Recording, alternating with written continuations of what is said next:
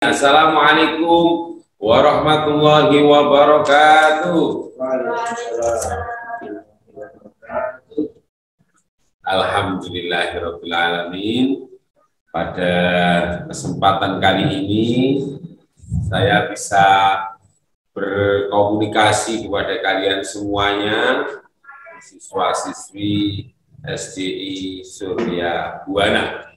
Mudah-mudahan acara Isra Mi'raj baginda Nabi Muhammad SAW senantiasa kita bisa mengambil hikmahnya. Amin ya rabbal alamin. Baik anak-anakku sekalian, di dalam surat Al-Isra kita semuanya pernah membaca, pernah mendengar. Apalagi kalau yang membacakan adalah ayah ibu kita sering mendengar. Bismillahirrahmanirrahim. Subhanalladzi asra bi 'abdihi lailan minal masjidil haram ilal masjidil aqsa alladzi barakna haulahu linuriyahu min ayatina innahu huwas samiul basir. Anak-anakku sekalian, di dalam ayat ini istimewa, ada peristiwa Isra Mi'raj baginda Nabi Muhammad SAW. Anak-anakku pasti sudah tahu, karena seringnya mengadakan kegiatan setiap tahun ada peristiwa Isra Mi'raj. Rasulullah itu sebelum berangkat sedih, ditinggal istri tercintanya, namanya Siti Khadijah, ya, sedih banget, ya, ditinggal wafat orang-orang yang dicintainya, pamannya dan sebagainya, sedih. Nah, waktu sedih itulah dijawab oleh Allah Subhanahu wa Ta'ala. Rasulullah SAW, Nabi Muhammad di Isra Mi'raj. Ini bukan perjalanan seperti halnya kita perjalanan dari Gadang ke Arjosari, tidak. Tapi ini perjalanan dari Masjidil Haram menuju Masjidil Aqsa sampai ke Sidratil Muntaha. Coba bayangin, tidak kurang daripada waktu 2 hari atau 3 hari, tidak. Tetapi Rasulullah Nabi Muhammad cukup waktunya itu hanya malam, lailan, ya, Masya Allah, luar biasa. Sehingga banyak orang yang nggak percaya, tetapi yang paling percaya awal ketika Rasulullah tiba hadir di muka bumi ini, yaitu sahabat namanya Abu Bakar As-Siddiq. Makanya Abu Bakar itu diberi gelar As-Siddiq karena membenarkan paling awal peristiwa dari baginda Nabi Muhammad SAW ketika Isra Mi'raj. Ya, Nabi Muhammad itu perjalanannya istimewa dari masjid menuju masjid. Terus kemudian Nabi Muhammad itu menjadi imamnya para nabi yang telah wafat, telah meninggal dunia. Kok bisa, Pak ya? Istimewa, namanya Rasulullah yang dicintai oleh Allah. Anak-anak kalau dicintai sama ayah dan ibunya kan diistimewakan, ya kan? Pasti kadang-kadang diajak kemana rekreasi atau kemudian diberi hadiah. Kenapa? Karena diistimewakan. Nah, begitu pula dengan Rasulullah yang diistimewakan oleh Allah Subhanahu wa Ta'ala.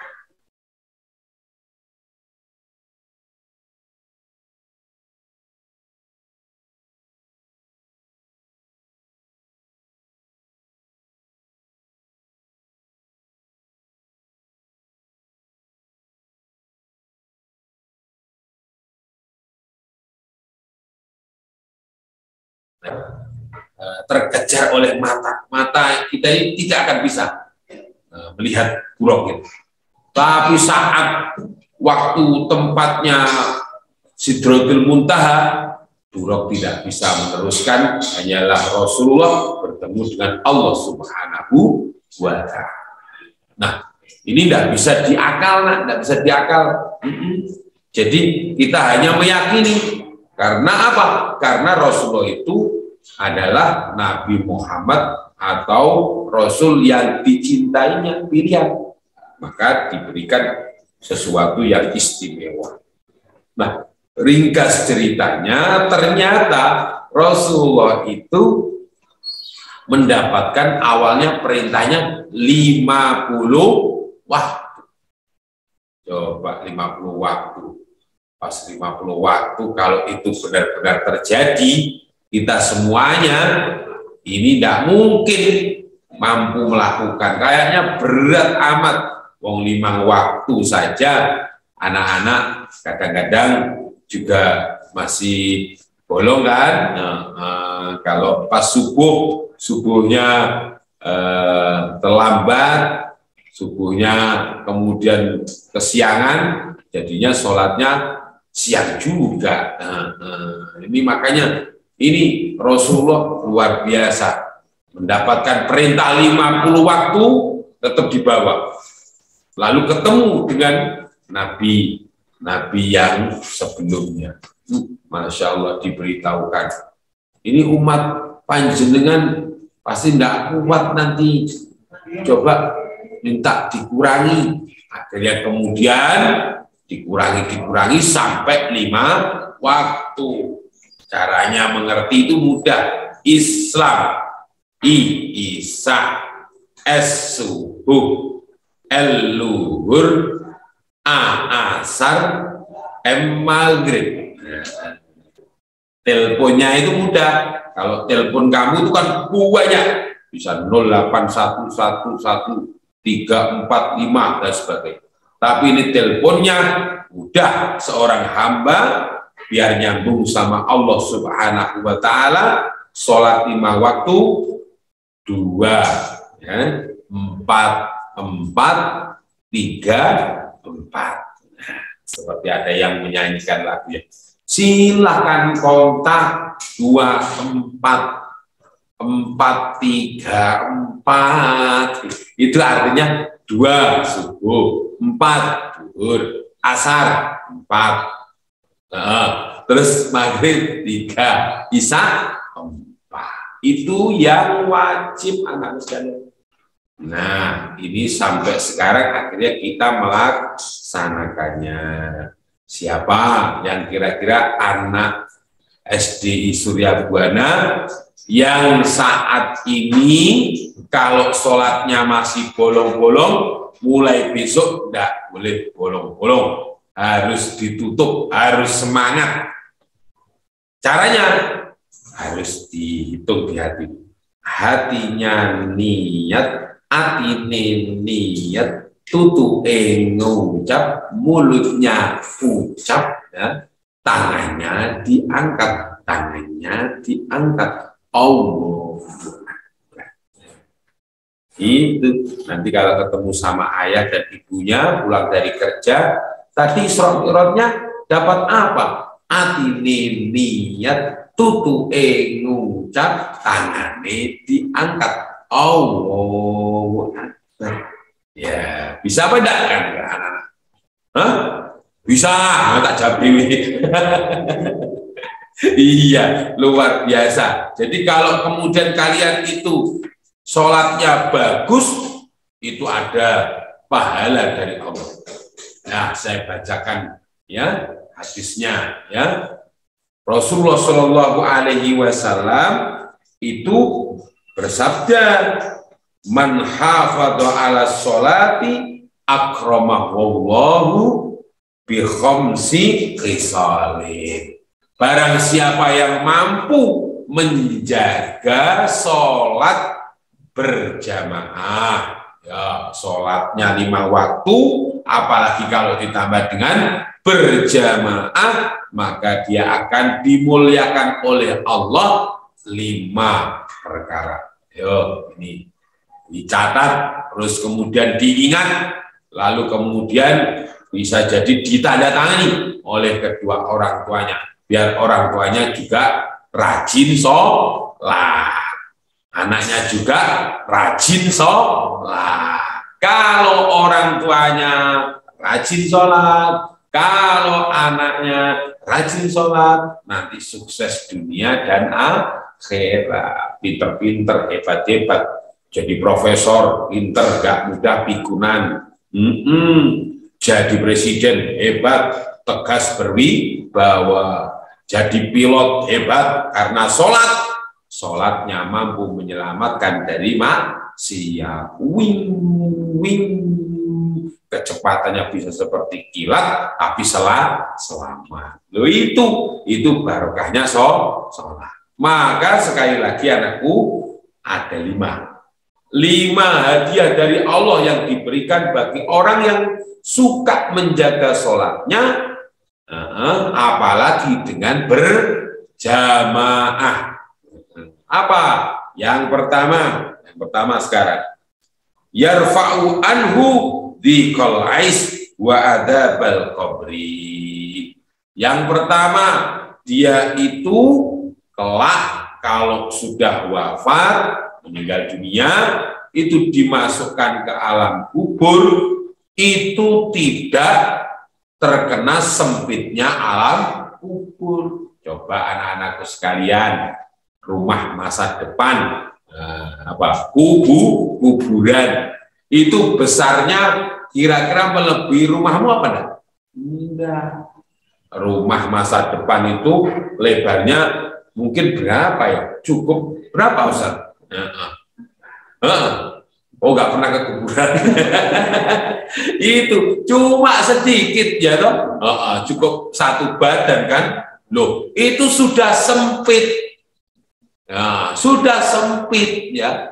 Tapi ini bagi orang yang suka berjamaah, sholatnya bagus, khusyuk tumakninah, maka dia itu akan mendapatkan keluasan. Jadi tiba-tiba itu akan terlihat luas karena namanya bukan alam dunia, tapi alam barzah. Nah, yang dimasukkan kalau orangnya rajin sholat, dia akan bertambah lebar, selebar daripada lautan, selebar daripada lapangan, bisa jadi melebihi dari itu semuanya. Itu karena sholatnya bagus. Mudah-mudahan gurunya juga sholatnya bagus. Jangan diiklankan dengan Arema. Nanti sholat, waduh, cowopet tergesa-gesa. Kenapa? Karena mau nonton Arema. Aduh, sedih ya. Nanti malah justru kuburannya jadi sempit. Karena di kuburan tidak ada televisi. Nanti kalau kemudian pas waktu sholat sudah adzan, ya segera. Nggak boleh megang HP. Kenapa? Ada seperti Pak Zen. Lihat ada anak ternyata waktu diingatkan, ayo nak itu sudah adzan, persiapan ke musola, persiapan ke masjid. Tiba-tiba dia mengatakan, wah jangan, ini masih main, ayah masih main loh. Itu ditinggalkan dulu itu HP-mu. Kenapa? Nanti setelah sholat bisa lagi main. Oh enggak bisa ini, kalau nanti berhenti nanti akan mengulangi lagi. Nah itu enggak boleh. Itu enggak boleh. Kalimat itu enggak boleh. Kenapa? Karena itu ujian bagi orang-orang beriman. Kalian kan disuruh sholat, bukan disuruh main HP oleh Allah. Nah, maka wa ma khalaqtul jinna wal insa illa liya'budun. Orang itu diperintah Allah untuk sholat, untuk ibadah, bukan untuk main HP. Ya, sekarang dirubah, mulai sekarang dirubah biar kuburannya kelak.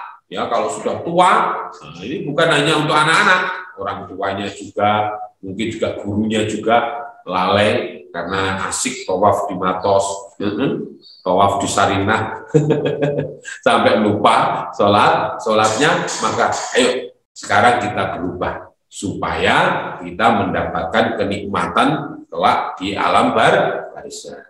Itu istimewa. Pertama ya, nak ya, itu nanti akan diluaskan dan tidak disempitkan. Yang kedua, tidak akan mendapatkan azab kubur.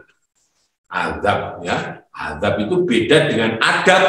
Kalau adab itu sopan santun, nyuwun sewu, permisi, gitu.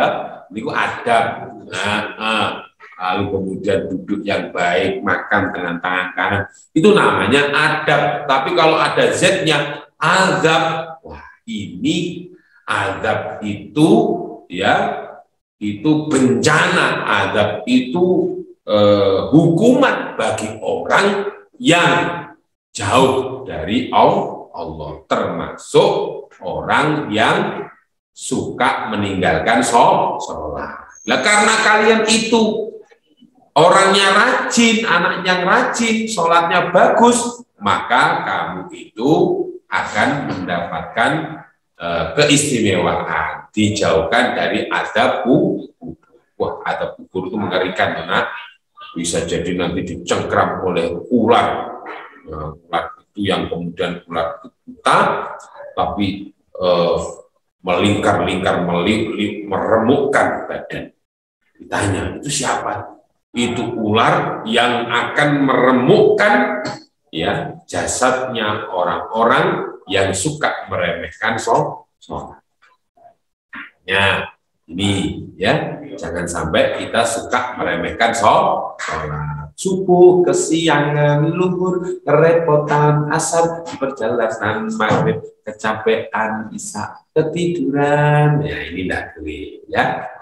Harus siap.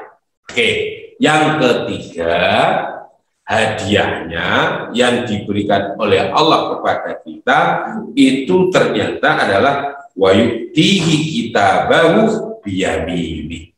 Allah Subhanahu wa taala akan memberikan rapot ya. Kamu itu nanti ditulis ya, ditulis sama malaikat raqib atid.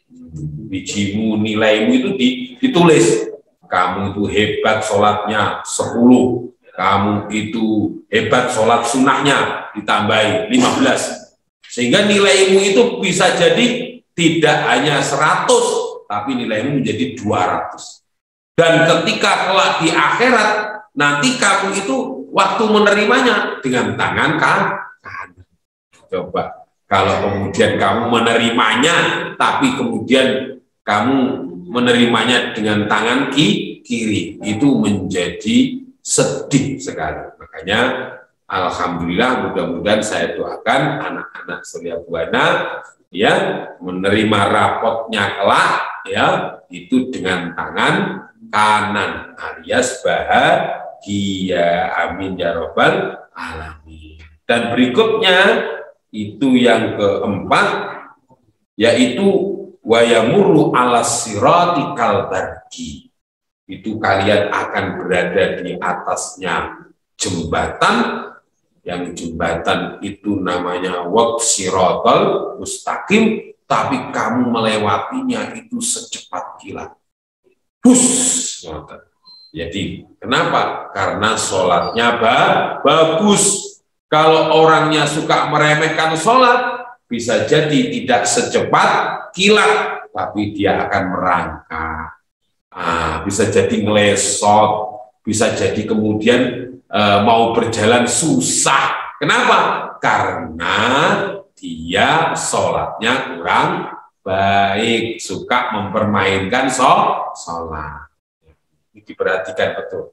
Iya. Dan yang kemudian yang kelima itu adalah wa yadkhulu jannah bighairi hisab. Masuk surganya Allah dengan tanpa hisab, dengan tanpa dicegat, nggak usah dicegat. Coba kalau kamu misalnya ke bandara, ya, terus kamu mau masuk bandara, lalu kemudian orang yang menunggu bandara, terus Pak, jenengan langsung terus saja, nggak usah saya periksa. Wah, senang apa enggak? Senang. Kalau ada orang yang kemudian ketika masuk di tempat rekreasi misalnya, Pak, saya nggak bawa tiket. Sudah, kamu sudah banyak tiketmu. Sudah, kamu masuk dulu. Ini bonus untuk kamu. Waduh, ini istimewa. Iya, istimewa. Kenapa? Seperti halnya orang yang sholat, sholatnya bagus, ya, istimewa, dia juga akan diistimewakan oleh Allah. Kenapa? Karena dia itu sholatnya bagus, maka tiket ke surganya juga lebih bagus. Jadi tempatnya istimewa. Contohnya tempatnya istimewa itu dibangunkan dari macam-macam pintu-pintu yang indah. Kenapa? Karena sholatnya bagus. Anak-anak sekalian, baik, sekarang kalau kalian sudah tahu ya bagaimana ketika kita mendapatkan hadiah dari Allah karena sholat kita bagus, maka perhatikan kalau waktu sholat ya. Apa yang diperhatikan? Pertama, gerakan. Nah, gerakan sholat. Coba gerakan sholatnya itu dia. Allahu Akbar. Gitu. Ini tangan, ini enggak boleh gini kan? Enggak boleh. Orang sholat kan Allah. Tangannya itu aja sudah menunjukkan kepasrahan. Makanya Islam itu menurut bahasa aslama. Aslama itu artinya pasrah. Dulu ada sahabatnya Rasul, kalau pas wudhu bergetar dia. Kenapa? Karena dia mau menghadap kepada Allah. Dulu para sahabat ada yang waktunya sholat sudah dimulai, azan dia wajahnya pucat. Kenapa? Karena dia akan bertemu dengan rajanya raja. Makanya kemudian mulai sekarang kalau wudhu yang bagus, ya, wudhu yang bagus gak diciprat-ciprat notok, enggak, wudhu yang bagus. Setelah itu kemudian menghadap kepada Allah betul, tangannya diangkat yang bagus. Allah pasrah, seperti orang angkat tangan, pasrah. Terus kemudian rukuk. Coba rukuk. Rukuk itu tandanya orangnya kalau mau rukuk betul berarti orang yang rukuk itu orang yang tawadhu, orang yang rendah hati, enggak sombong. Terus sujud, bayangkan sujud. Orang sujud itu kepalanya di bawah, ya. Terus kemudian yang hina di atas. Kenapa kok seperti itu? Karena yang sering dibuat untuk pamer riya, ya, terus kemudian menunjukkan kesombongannya itu wajar. Pada saat sholat supaya dia tahu tempatnya kelak, apa yang ia sombongkan wajah ganteng cantiknya ternyata juga dikembalikan ke bumi, ya. Itu namanya sujud, ya, pantatnya di atas, mulia, tetapi sebenarnya wajahnya itu di bawah supaya dia tidak mudah sombong, dan kemudian dia itu dekat dengan Allah karena orang yang sujudnya bagus berdoa kepada Allah Subhanahu wa Ta'ala, insya Allah gampang dikabulkan. Duduk di antara dua sujud juga begitu, ya toh? Duduknya seperti kakinya, dengkulnya menghadap ke depan. Itu seperti halnya ketika waktu malaikat Jibril mendatangi Rasulullah. Bahkan sampai kemudian terakhirnya dulu salam, assalamualaikum, assalamualaikum. Jadi ketika mengucapkan kalimat salam, salamnya yang tegas. Supaya apa? Supaya salamnya itu bisa memberikan kedamaian lingkungan sekitarnya. Salam itu doa, enggak? Ya, maka seringkali kalau kalian itu masuk masjid, masuk musola, ada orang, enggak ada orang, itu baca salam. Jadi misalnya masuk sholat, assalamualaikum, walaupun tidak ada yang jawab, malaikat pasti menjawab. Ya, anak-anak sekalian, kalian itu belajar tentang gerakan sholat seperti itu. Sholatnya yang bagus, jangan cepat-cepat. Ya, mudah-mudahan kalian semuanya di rumah ya sehat semuanya.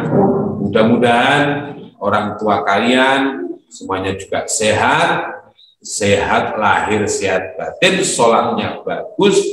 Kalau sholatnya bagus, insya Allah rumah yang dibuat sholat bercahaya. Rumah yang dibuat sholat akan ada auranya. Dan orang yang sholat sunnah di dalam rumahnya bagus, khusyuk, insya Allah akan membawa keberkahan rumah itu sendiri. Makanya kalian yang rajin sholat, ya, ajak jamaah, ya, ayah maupun ibunya. Kemudian kalau di masjid dekat, di musola dekat, ikuti sholat di masjid maupun di musola. Lalu nanti kembali ke rumah, lanjutkan sholat sunnah. Mungkin itu aja, nah, ya, Ustadz, Ustadzah, mohon maaf, kita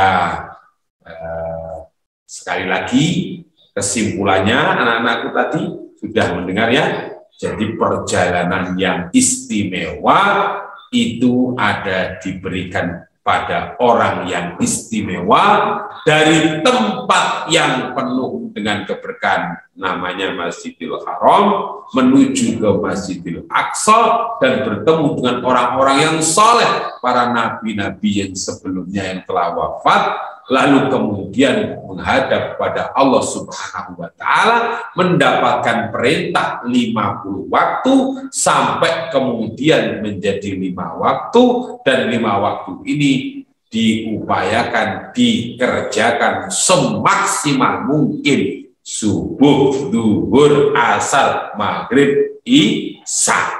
Kalau 5 waktu ini dilakukan, nah, sambil berjamaah, maka Allah akan memberikan 5 hadiah. Apa hadiahnya? Tadi sudah disebutkan semuanya. Hadiahnya bisa diluaskan, ya, alam kuburnya. Terus hadiahnya bisa dijauhkan dari siksa alam kuburnya. Kemudian hadiahnya juga bisa mendapatkan apa? Mendapatkan keistimewaan masuk surga bi ghairi hisab, tanpa diperiksa, langsung masuk surga. Bisa juga mendapatkan hadiah melewati watsirat dengan secepat kilat, tidak merangkak, tidak ngelesot, istimewa kan? Dan sebagainya. Mudah-mudahan anak-anakku kita semuanya bisa melaksanakannya, karena sebentar lagi bulan Sya'ban, sebentar lagi bulan Ramadan. Allahumma barik lana fi Rajaba wa Sya'bana wa balikna Ramadan. Jangan sampai keliru bacanya, nanti keliru. Allahumma barik lana fi ma razaqtana wa qina adzabannar. Itu doa mau makan dan baik. Begitu, terima kasih semuanya, mudah-mudahan ada manfaatnya walau melalui virtual.